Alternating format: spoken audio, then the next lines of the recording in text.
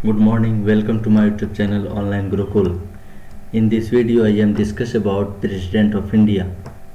Basically इस session में हम भारत के राष्ट्रपति के बारे में डिस्कस करेंगे एवं राष्ट्रपति से जुड़े सभी महत्वपूर्ण अनुच्छेद जो कि एग्जाम्स में पूछे जाते हैं पर चर्चा करेंगे। यहाँ पर सबसे पहले बात आती है कि संसद का अभिन्न अंग माना जाता है राष्ट्रपति को। संसद जो बनती है यह राज्यसभा, लोकसभा एवं राष्ट्रपति से मिलकर बनती है। अगर इनमें से एक को भी हटा दिया जाए तो उसे संसद नहीं कहा जाएगा। आखिर ऐसा क्यों? तो कोई भी विधेयक बिल दोनों सदनों से पारित होकर फाइनली जब राष्ट्रपति के पास जाती है और वह विधेयक पर राष्ट्रपति का अंतिम अनुमति दी जाती है, उसके बाद ही वह कानून का रूप लेती है, अधिनियम बनती है। कानूनी रूप तभी कोई विधेयक लेती है जब राष्ट्रपति पर उस पर अंतिम अनुमति दी जाती है और इस वजह से ही राष्ट्रपति को अभिन्न अंग माना जाता है। किसका? संसद का। हम देखते हैं कि अनुच्छेद 79 में संसद का उल्लेख है, अनुच्छेद आर्टिकल 80 में राज्यसभा, आर्टिकल 81 में लोकसभा, जबकि आर्टिकल 52 to 61 राष्ट्रपति से संबंधित अनुच्छेद हैं। इसके अलावा मोटे तौर पर कुछ और अनुच्छेद हैं जो कि 72 राष्ट्रपति के क्षमादान की शक्ति, 74, 75, 77, 123 ये सभी अनुच्छेद राष्ट्रपति से संबंधित है। इस पर हम नेक्स्ट स्लाइड में चर्चा करेंगे। भारत का राष्ट्रपति भारत का प्रथम नागरिक होता है, फर्स्ट सिटीजन ऑफ इंडिया कहलाते हैं। साथ ही साथ हम देखते होते हैं कि कॉन्स्टिट्यूशनल हेड के रूप में जाने जाते हैं। कौन? राष्ट्रपति। राष्ट्रपति जो है नाम मात्र का कार्यपालिका का प्रमुख होता है, यानी कि कह सकते हैं कि वास्तविक शक्ति जो होती है, कार्यपालिका की वास्तविक शक्ति जो होती है यह प्रधानमंत्री में निहित होती है। हमारे भारत में संसदात्मक शासन प्रणाली अपनाई गई है जो कि ब्रिटेन की देन है और संसदात्मक शासन प्रणाली में जो है नाम मात्र का जो कार्यपालिका का प्रमुख होता है वह राष्ट्रपति होता है और वास्तविक जो शक्तियां होती है कार्यपालिका की यह प्रधानमंत्री में निहित होती है। आर्टिकल 52 के माध्यम से हम देखते हैं कि भारत का एक राष्ट्रपति होगा, यानी कि there shall be a president of India. इसका मतलब यहाँ पर यह है कि राष्ट्रपति का पद कभी रिक्त नहीं होगा। राष्ट्रपति का पद खाली होने की स्थिति में तब तक वह अपना उत्तरदायित्व निभाएगा जब तक कि उसका उत्तराधिकारी राष्ट्रपति का पद न ग्रहण कर ले। 5 वर्ष के कार्यकाल के बाद भी जो है पूर्व राष्ट्रपति ही बने रहेंगे जब तक कि उनके जगह पर, उनके पद पर कोई और राष्ट्रपति न आ जाए। अब यहाँ पर बात आती है, क्या राष्ट्रपति को उनके कार्यकाल से पूर्व हटाया जा सकता है? तो हाँ, राष्ट्रपति को उसके कार्यकाल पूरा होने से पूर्व जो है महाभियोग की प्रक्रिया द्वारा हटाया जा सकता है पद से। अब यहाँ पर बात आती है, राष्ट्रपति अगर स्वेच्छा से त्यागपत्र दे तो वह किसको देता है? तो राष्ट्रपति अपना त्यागपत्र जो है किसी भी समय उपराष्ट्रपति को दे सकता है। किसे? उपराष्ट्रपति को। जैसा कि हम पिछले लेक्चर जो कि संसद से संबंधित लेक्चर था उसमें से हम देखे थे कि अगर लोकसभा का अध्यक्ष को यानी कि स्पीकर को त्यागपत्र देना हो तो वह डिप्टी स्पीकर यानी कि उपाध्यक्ष को त्यागपत्र दे देते हैं। अगर उपाध्यक्ष को त्यागपत्र देना हो तो वह अध्यक्ष को त्यागपत्र देते हैं। ठीक उसी प्रकार राष्ट्रपति को त्यागपत्र देना हो तो उपराष्ट्रपति, किनको? उपराष्ट्रपति, और उपराष्ट्रपति को तो वह राष्ट्रपति को त्यागपत्र देते हैं। आर्टिकल 53 के तहत जो है हम देखते हैं कि संघ की कार्यपालिका शक्ति होती है वह राष्ट्रपति में निहित होती है। आर्टिकल 54 की बात किया जाए तो राष्ट्रपति का निर्वाचन से संबंधित प्रावधान दिए गए हैं आर्टिकल 54 में। यहाँ पर दो बातें आती है, कौन कराता है राष्ट्रपति के निर्वाचन को, तो इलेक्शन कमीशन यानी कि निर्वाचन आयोग के द्वारा जो है राष्ट्रपति के निर्वाचन को कराया जाता है। राष्ट्रपति, उपराष्ट्रपति, member of legislative assembly, member of parliament, सबों का जो इलेक्शन है यह निर्वाचन आयोग के द्वारा कराया जाता है। और कौन करता है, यानी कि चुनाव में कौन भाग लेते हैं, यह जो चुनाव में भाग लेते हैं इनको कहा जाता है निर्वाचक मंडल, इनको कहा जाता है निर्वाचक मंडल। और इस इलेक्टोरल कॉलेज निर्वाचक मंडल में, यहाँ पर निर्वाचक मंडल शब्द से यह स्पष्ट हो जाता है कि राष्ट्रपति के चुनाव में सीधे तौर पर जनता भाग नहीं लेती है, बल्कि राष्ट्रपति का जो चुनाव होता है हमारे यहाँ, यह अप्रत्यक्ष तौर पर होती है। और इनके निर्वाचन में, इलेक्शन में जो भाग लेते हैं यह मेंबर ऑफ पार्लियामेंट यानी कि लोकसभा के मेंबर, राज्यसभा के मेंबर और विधानसभा, राज्य के विधानसभा के मेंबर, जबकि विधान परिषद के सदस्य जो है राष्ट्रपति के निर्वाचन में भाग नहीं लेते हैं। क्यों? क्योंकि हिंदुस्तान के टोटल 28 राज्य एवं 9 केंद्र शासित प्रदेश सबों में विधान परिषद का अस्तित्व नहीं है, और इसी वजह से जो है यहाँ पर विधान परिषद भाग नहीं लेते होते हैं। किन में? तो राष्ट्रपति के निर्वाचन में। तो राष्ट्रपति के निर्वाचन में कौन कौन भाग लेते हैं? Elected members of the house of people, यानी कि लोकसभा के निर्वाचित सदस्य, राज्यसभा के, राज्यों के विधानसभा के निर्वाचित सदस्य, साथ ही साथ यूनियन टेरिटरी जहां विधानसभा है के निर्वाचित सदस्य, ये भाग लेते हैं राष्ट्रपति के निर्वाचन में। ऐसे क्वेश्चंस पूछे जाते हैं कि निम्न में कौन राष्ट्रपति के निर्वाचन में भाग नहीं लेते हैं, यहाँ पर विधान परिषद का एक ऑप्शन देगा। या तो फिर आ सकता है ऐसा ऑप्शन कि राज्यसभा के मनोनीत सदस्य। हम यहाँ पर निर्वाचित सदस्य की बात कर रहे हैं कि भाग लेते हैं, लेकिन मनोनीत सदस्य भाग नहीं लेते हैं। जो भी नॉमिनेटेड मेंबर हैं वह भाग नहीं लेते हैं। राज्यसभा में राष्ट्रपति के द्वारा 12 सदस्य को मनोनीत किया जाता है, जो कि साहित्य, कला, विज्ञान, समाज सेवा, यह 4 क्षेत्र से जो है राष्ट्रपति के द्वारा राज्यसभा में 12 सदस्य को मनोनीत किए जाते हैं।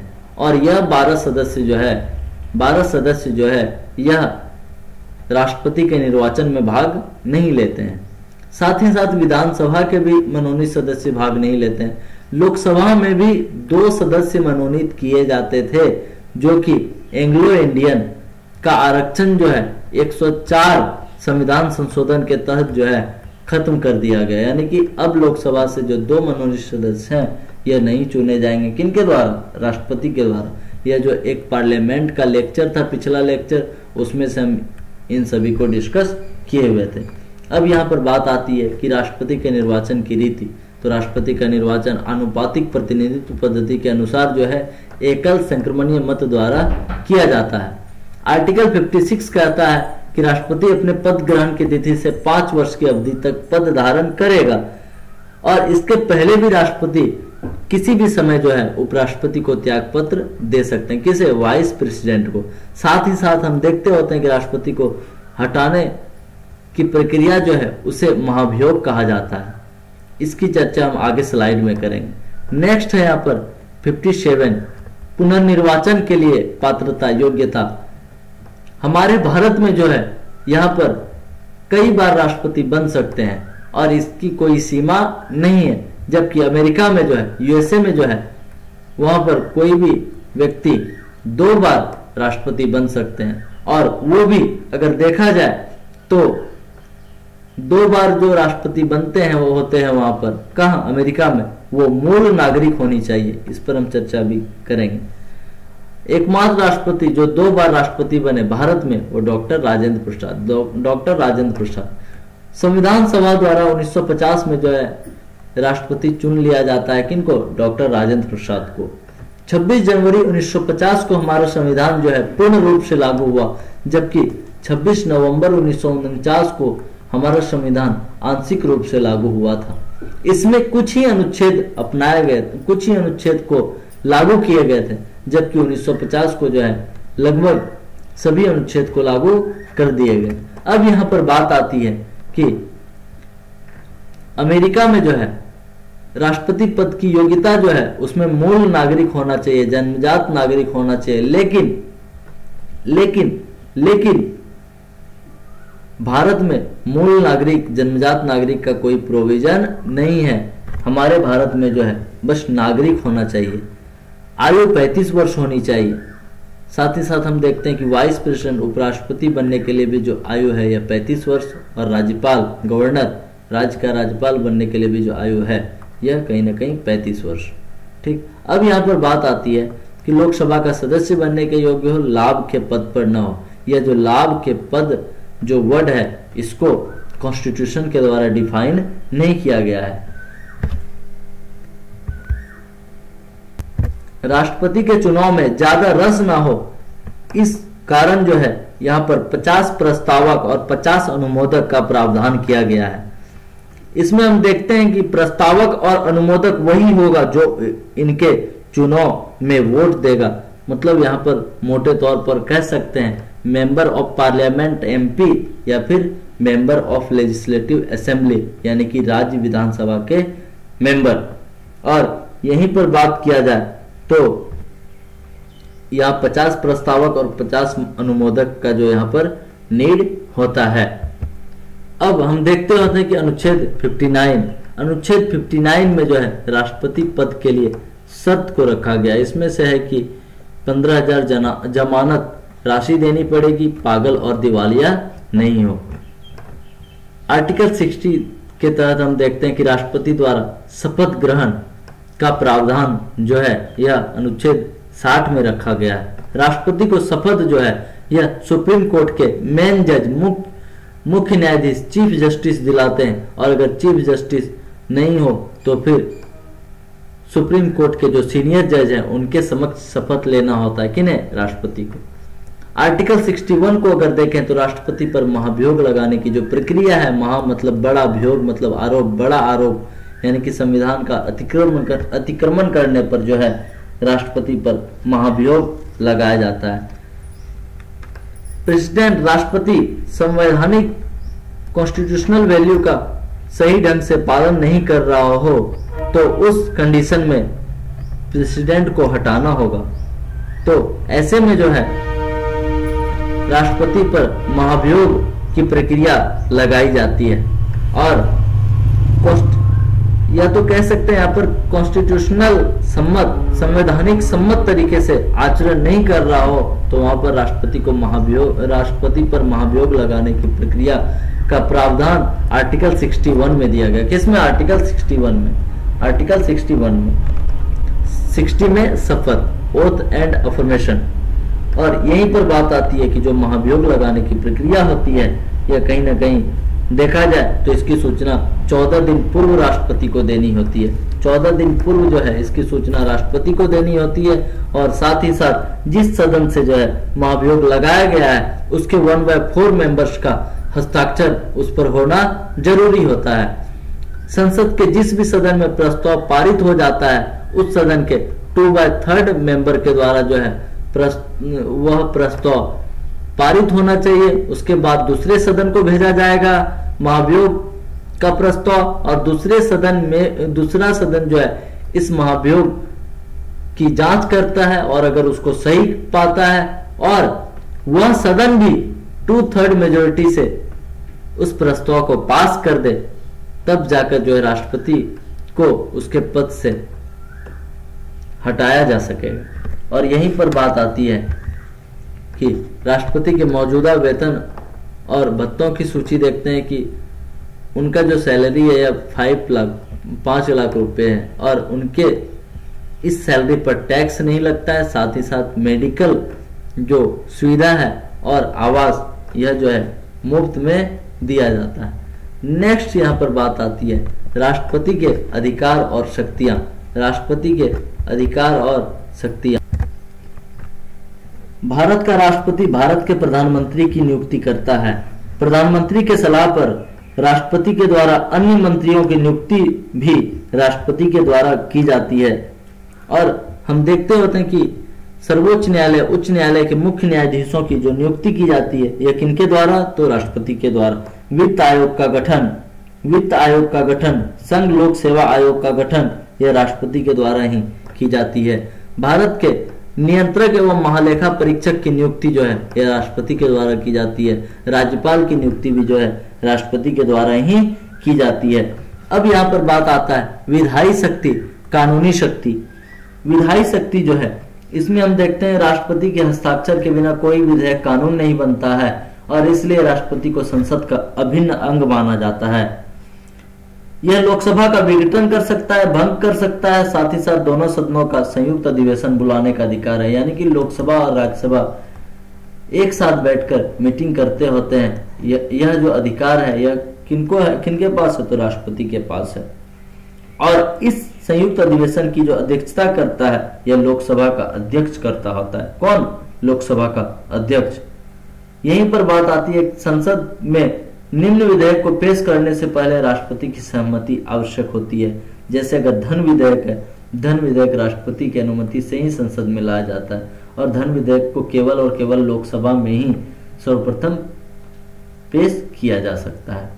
नए राज्यों के निर्माण, वर्तमान राज्यों के क्षेत्र सीमाओं, नामों में परिवर्तन संबंधी विधेयक जो है राष्ट्रपति की अनुमति से ही लाए जा सकते हैं। संचित निधि में खर्च करने वाले जो विधेयक हैं यह भी राष्ट्रपति की अनुमति के बाद ही लाए जाते हैं। इसके बाद हम देखते हैं संसद के सदस्यों को मनोनीत करने का अधिकार। राष्ट्रपति राज्यसभा में 12 सदस्यों को मनोनीत करते हैं जो कि साहित्य, कला, विज्ञान, समाज सेवा, यह 4 क्षेत्र से साहित्य, कला, विज्ञान और समाज सेवा। साथ ही साथ हम देखते हैं लोकसभा में 2 आंग्लीय भारतीय समुदाय यानी कि एंग्लो इंडियन को मनोनीत किया जाता था पहले, लेकिन संविधान संशोधन 104 के अंतर्गत जो है एंग्लो इंडियन का आरक्षण जो है अब खत्म कर दिया गया। अब हम राजनीतिक शक्तियां देखते हैं कि दूसरे देशों के साथ कोई भी समझौता या संधि जो है किया जाएगा तो बेशक प्रधानमंत्री वहां पर जाएंगे, लेकिन वह जो किया जाएगा वह राष्ट्रपति के नाम से किए जाते हैं। राष्ट्रपति विदेशों के लिए भारतीय राजदूतों की नियुक्ति करते हैं और भारत में विदेशों के राजदूतों की नियुक्ति का अनुमोदन, अप्रूवल जो किया जाता है यह किनके द्वारा? तो राष्ट्रपति के द्वारा किया जाता है। अब हम देखते होते हैं यहाँ पर सैन्य शक्तियां। राष्ट्रपति जो है भारत की सेना का सर्वोच्च सेनापति होता है। जल सेना, थल सेना, वायु सेना के प्रमुखों की नियुक्ति जो की जाती है किनके द्वारा? राष्ट्रपति के द्वारा ही की जाती है। संसद की अनुमति से वह किसी युद्ध की घोषणा या समाप्ति की घोषणा कर सकता है। नेक्स्ट है क्षमादान की शक्ति। संविधान के अनुच्छेद 72 के तहत जो है राष्ट्रपति को क्षमादान की शक्ति प्राप्त है। राष्ट्रपति किसी भी अपराधी के दंड को कम कर सकते हैं, क्षमा कर सकते हैं, पूरे के पूरे खत्म कर सकते हैं। यह अधिकार जो है यह राष्ट्रपति के पास है। विशेष शक्तियां हम स्पेशल पावर्स में देखते हैं राष्ट्रपति को अरेस्ट नहीं किया जा सकता, राष्ट्रपति पर क्रिमिनल केस नहीं चलाया जा सकता। आपातकालीन शक्तियां में हम देखते हैं कि आपातकालीन स्थिति से निपटने के लिए भारत के राष्ट्रपति को संविधान द्वारा जो है एक अद्वितीय शक्ति प्रदान की गई है।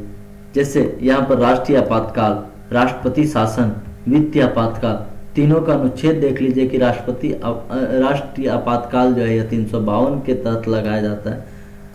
राष्ट्रपति शासन 356 आर्टिकल के तहत और साथ ही साथ 360 आर्टिकल के तहत जो है फाइनेंशियल इमरजेंसी। इसके बाद हम देखते हैं कि भारत के प्रथम राष्ट्रपति डॉक्टर राजेंद्र प्रसाद जो कि 26 जनवरी 1950 को जब संविधान लागू होती है, 26 जनवरी 1950 को जब संविधान लागू होती है उस समय ही चुन लिए जाते हैं भारत के राष्ट्रपति। कौन? डॉक्टर राजेंद्र प्रसाद। इसके बाद जो है 1952 में आम सभा जो प्रथम चुनाव होता है उसमें राष्ट्रपति चुने जाते हैं डॉक्टर राजेंद्र प्रसाद। 52 से 57 तक राष्ट्रपति रहते हैं। कौन? डॉक्टर राजेंद्र प्रसाद। यहीं पर बात आती है कि दूसरे बार के चुनाव में भी डॉक्टर राजेंद्र प्रसाद ही राष्ट्रपति के रूप में आते हैं और यह 1962 तक रहते हैं, 1962, और एकमात्र व्यक्ति जो 2 बार राष्ट्रपति बने। भारत की पहली महिला राष्ट्रपति प्रतिभा देवी सिंह पाटिल। निर्विरोध जीतने वाले राष्ट्रपति नीलम संजीव रेड्डी। पहले मुस्लिम राष्ट्रपति डॉक्टर जाकिर हुसैन। राष्ट्रपति जिनकी मृत्यु जो है कार्यकाल के दौरान हुई, डॉक्टर जाकिर हुसैन और फखरुद्दीन अली अहमद। मेनली अगर आप ग्रुप डी, MTS, SSC और UPSI Jharkhand police, Bihar police, ये सभी का एग्जाम दे रहे हैं, तो इसमें से जो है राष्ट्रपति टॉपिक से फैक्चुअल क्वेश्चंस पूछे जाने की संभावना बहुत ही ज्यादा होती है, और ऐसे क्वेश्चंस को पूछे जाने की जो संभावना है वो 99% जो है होती ही है। तो ऐसे फैक्ट्स को आप जो है थोड़ा सा रिव्यू कर लीजिए।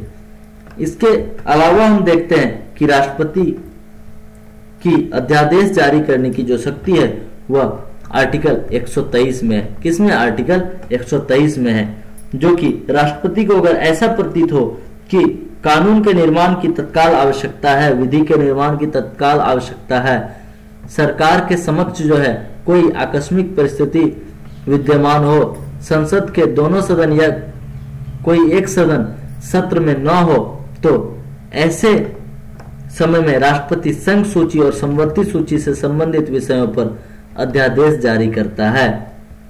यदि किसी राज्य में राष्ट्रपति शासन हो अथवा राष्ट्रीय आपातकाल लगा हो तो राष्ट्रपति राज्य सूची पर भी आपातकाल जो है जारी कर सकता है, अध्यादेश जारी कर सकता है। यह है अध्यादेश जारी करने की शक्ति। इसके आगे का जो लेक्चर होगा वो उपराष्ट्रपति से संबंधित होगा, वाइस प्रेसिडेंट से संबंधित होगा, साथ ही साथ हम फंडामेंटल राइट और DPSP, directive principle of state policy, नीति निर्देशक तत्व, सबको भी कवर करेंगे।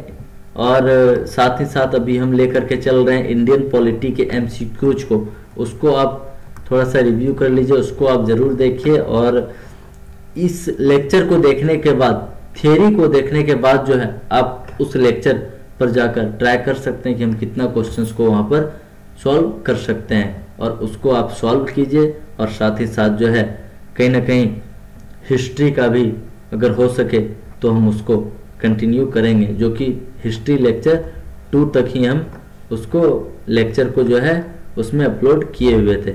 Thank you.